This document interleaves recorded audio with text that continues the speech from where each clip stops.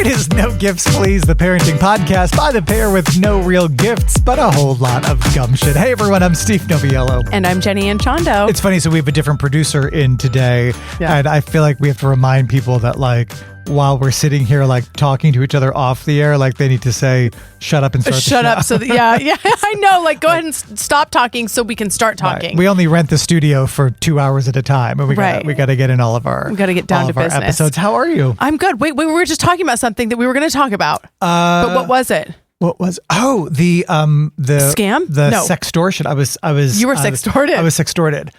So here, and we actually did a story on it at work. So it's one of these I get an email and it's like, hey, Steve Noviello at this address, which is my address. We know we have installed spyware on your computer. We have access to your webcam. We have video of you. We know what you've done. We have screenshots of what you've been looking at, and you will follow this QR code and pay us in Bitcoin and blah, blah, whatever. Here's what made it scary.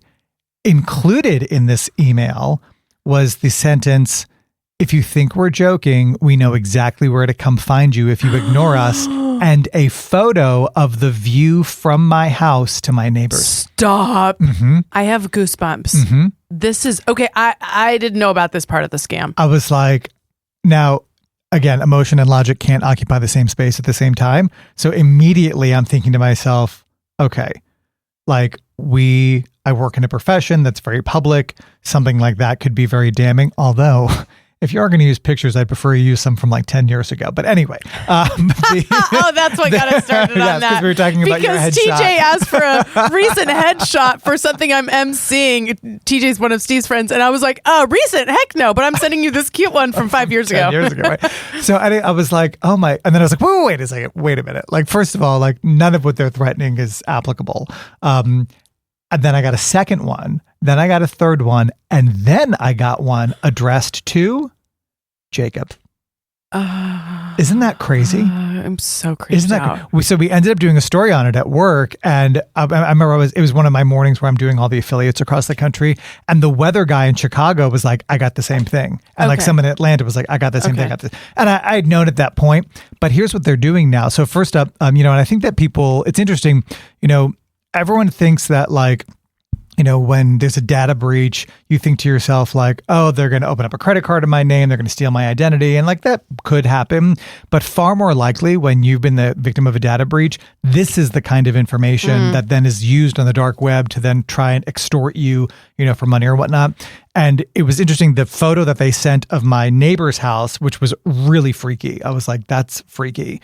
And it was worded in a way where it was we know exactly where to come find you if you don't, take this seriously.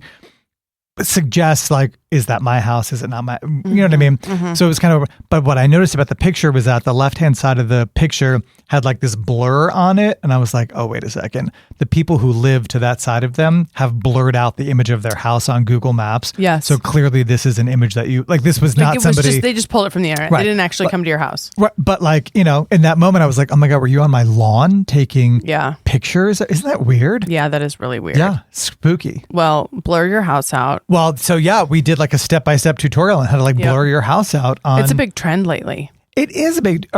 Is yours blurred? I've gone in to do it and not followed. I don't know if it was successful. Do I have ADHD? Did you diagnose me? Well, no, I have gone on to do it. I've got to go back and check to see if. It's just so weird, it's just right? The whole thing, yeah. And I think I get into this cycle of the more protections you put out there, you can only protect so much. We are already public people. We've been on TV for decades. Right. Anyway. But we just got a notice yesterday that Hudson was the victim of a data breach. I'm like, he's 5. He's 5. He's 5, right? He's 5? Yeah, he's 5. Hudson is indeed in kindergarten, 5 years old. He's indeed 5. Well, again, soon to be 6. So yeah, I was like, well, that's a little freaky. Okay, what are we talking about today? Really bizarre.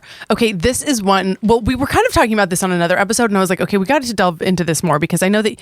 Well, actually, you and Doug and Heath and I have both gone back and forth about overprogramming of kids. Now, I think there's no question Brighton is on the overprogrammed end of things as compared to probably other kids. Yeah.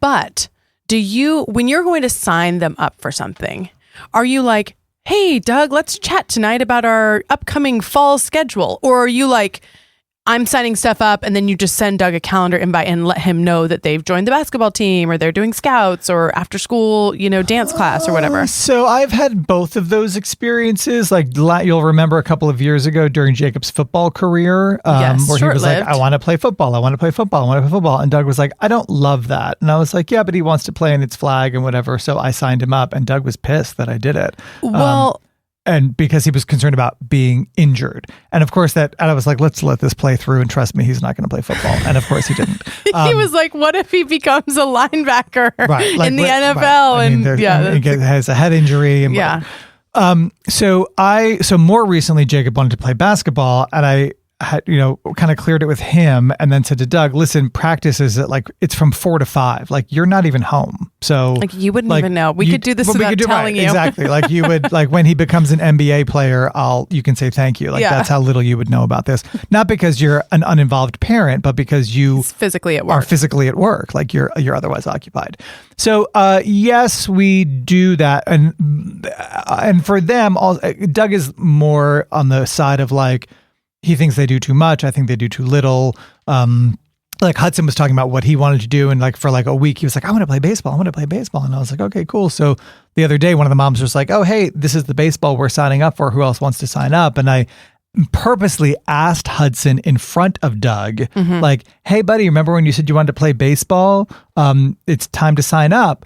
Thinking like, okay, like here we go. Like this is obviously not going to be me over programming our children. This is me like demonstrating for my husband how much our son wants to play baseball. So I was like, hey, it's time to sign up. He did not say no, did he? And he goes, I don't want to play baseball. Hudson, how could you do that? I was like, what? Like we were asking me for, he's like, no. And then I was like, baseball. Like I'm like maybe in case he forgot, he thought it was like pickleball or like maybe golf or something. Know. Speaking of which, we need to play pickleball together. But he did say in that moment, he's like, I want to do gymnastics, and I was like, okay, fine. Like at least you said something. So I was like, this is not me just like arbitrarily making things up. Otherwise, both of you would be musical theater camp. So no, Hudson definitely needs to do gymnastics. Yeah, something. Well, again, both of them, something physical. Like you gotta. They could do gymnastics together. ASI, there's classes where they could be in the same class. Yeah, I'm kind of more of I would rather split them up for stuff like that. Like I just think that they kind of need to be their own, and like I don't need them like fighting with each other in the middle of somebody else's. That's the teacher's problem, though. Just kidding. Well, it's funny. So at basketball, I was like, I was writing one of my shows, and I was like, I've work to do. Because it is technically was at the end of my work day. Yeah. And I was like, you know what? You're going to go into the gym. And it was the first time. And I, of course, introduced you to the coach and whatever. And then I'm going to sit out here on my laptop and do work and not be like a helicopter parent. Well, then at the end, I went in. Place was full of parents. I was like, where did all these people sneak in from? Like I'm the a-hole that's out there like, not watching my kid. But anyway, I'll watch him. So it's kind of, it's okay. So it's kind of like hit and miss on what. Well, so here's the thing the issue that we I don't get where the overprogramming is. Like, well, because they go to school. Right. And then Cub Scouts. I mean, you're preaching to the choir. Like, how often is Cub Scouts? We do Girl Scouts. It's like once a month, and then the occasional like extra badge thing here and there, for sure. Aviation Which again, Day. I take them to. Like, if anything, you get a break because I'm on with the kids. But one of the things that did come up was permission for, I guess, like we'll call it like next step activities. So like Jacob got invited to a birthday party, and it wasn't really a party. It was like. We're kind of at that stage where like the kids are doing like, okay, like we're at the point now where you've got, school friends and team friends and your friends from last year's class and your friends from this year's class and your friends from couple. So parents, I think, are kind of swinging the other way as opposed to these like 75 kid parties where they're like, it's like invite a couple friends one to or hang. two people and we'll go do something special. So Jacob got invited to a water park. Did we talk about this already? I forget if we talked about it on the air or not. And I was like, okay, cool. Like, great. I mean, the parents I trust, these are people who have picked up our children before. We've picked up their children. They've taken them to the movies. Like, I do know them better than Doug because I just know the parents, but it's just kind of how it plays out. He is otherher's occupied working. He's otherwise occupied. Like the mom and I, again, like you guys text or you, like when we needed something, anyway. And then he was like, whoa, wait a minute. Like, our kid is like, he mentioned something at the party. It was like day off. And he was like, such and such party. And I was like, well, it's not really a party. It's like they're just we could going get together. Yeah. And he was like, wait, he's going to a water park without us? And I was like, oh, yeah. That is so tough because, to your point, you have had multiple interactions. Right. Like these are people. Right. It would be weird for you to be like, I'm coming. Right. Like when they invited Jacob, it would be weird for you to attach yourself. But then I also definitely understand where Doug's coming from because he hasn't had all of those touch points. So it's just a stranger. Yes. To him. Yep. So now he has just to trust his husband. Well, so he had said, like, hey, I don't love that. And next time that comes up, like, tell me so I could rearrange my schedule to be there. And I was like, well, that's also a little. You're like, that would be weird, even weirder because Doug doesn't know them.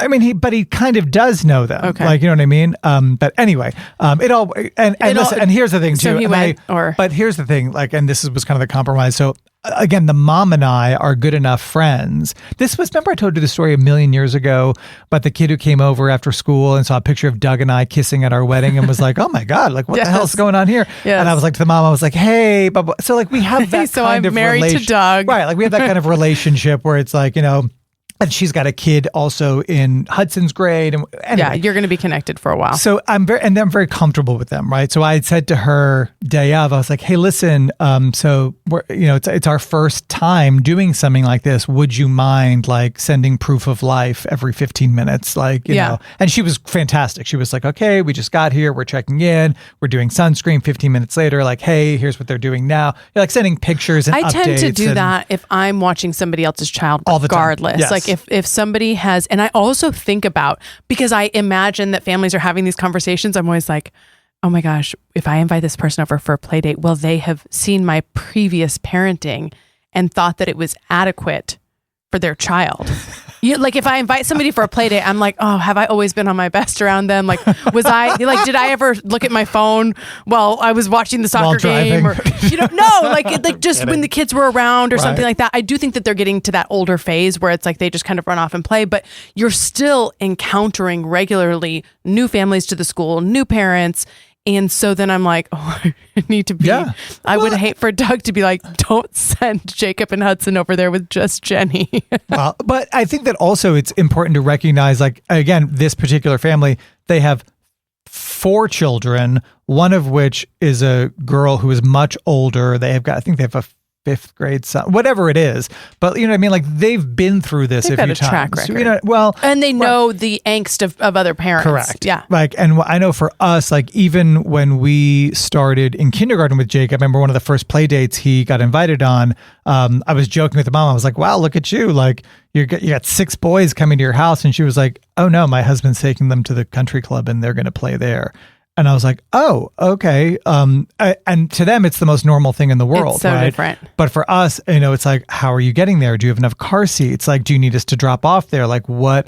And I think that, honestly, just being honest with people about like, hey, because I notice now with Hudson, we are now encountering people who have their oldest child in kindergarten with him. And they're you. Who was right. And they're me. So now we are kind of the stewards of like, hey, like this is how, you know, this all kind of works. Isn't it interesting, like, that these are people, the parents of your kids' friends that you would have otherwise never been in contact with? Never. And now all of a sudden, it's like the most intimate relationships. Yes. Yeah. Isn't it weird? Yeah. Like we live in the same neighborhood.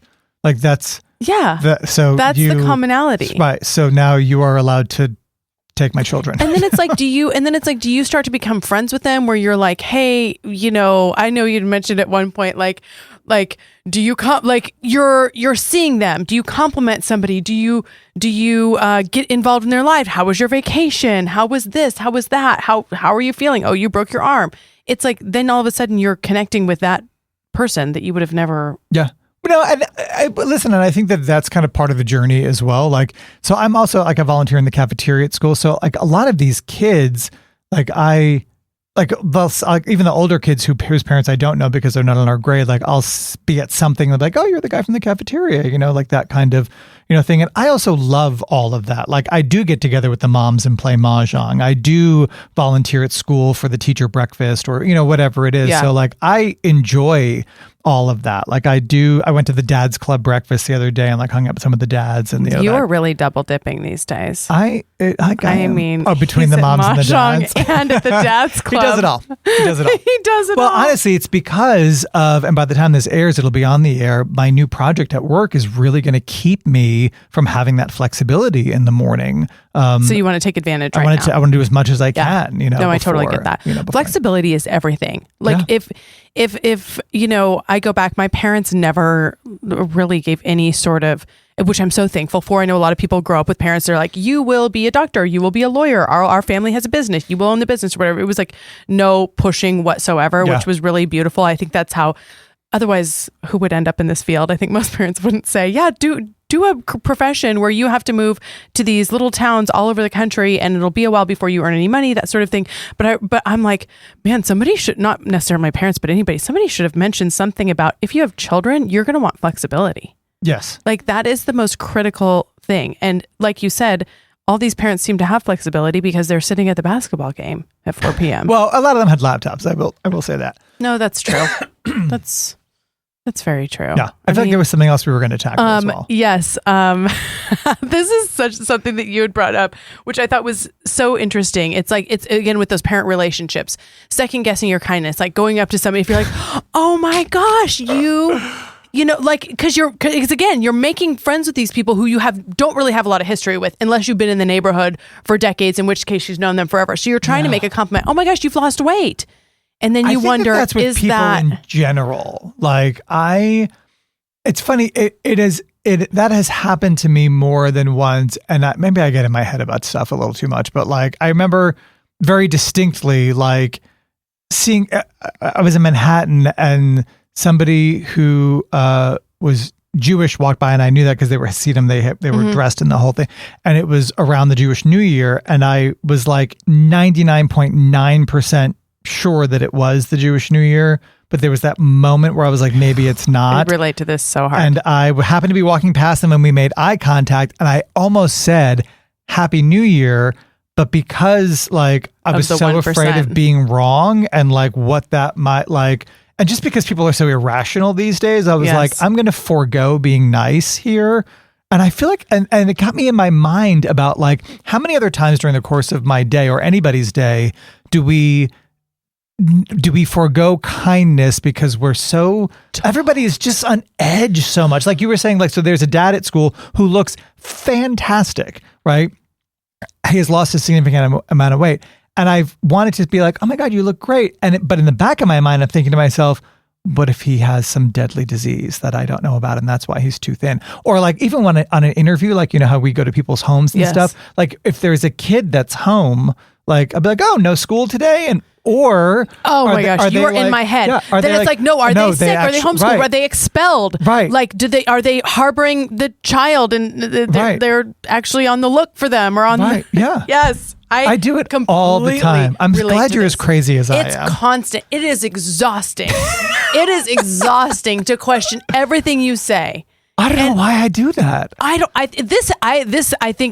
You were saying maybe it's like society and people being uptight. I think it like goes way back to childhood and like people pleasing and like wanting to be right, wanting to be the teacher's pet. Were you not like the first one in the line and the person cleaning up the tables for the teacher? I mean, I was one of those kids. I was like, oh, you're playing football? I'll be in here laminating shit and like gossiping with the teacher. Yeah. So same. So I think there's something about that type of personality that then in adulthood is too afraid to say Happy New Year, which it's like, and most people, some people might not even think to like say anything to them, but it's like you are being kind, but then you're like, wait, but is it the wrong kind of kind? And it's like, if you've ever been burned by saying, you know, congratulations to somebody who you think is pregnant and they're not pregnant, that ends you for life. You cease to exist. You can't leave your house. You must just roll up into a sack and never come out again because it's so mortifying. I remember I was at a conference for my fraternity when I was in college, and somebody said, one of the older guys who was alumni, his wife at the time was there, and he said, oh, congratulations, when do you do? And she was like, I'm not pregnant.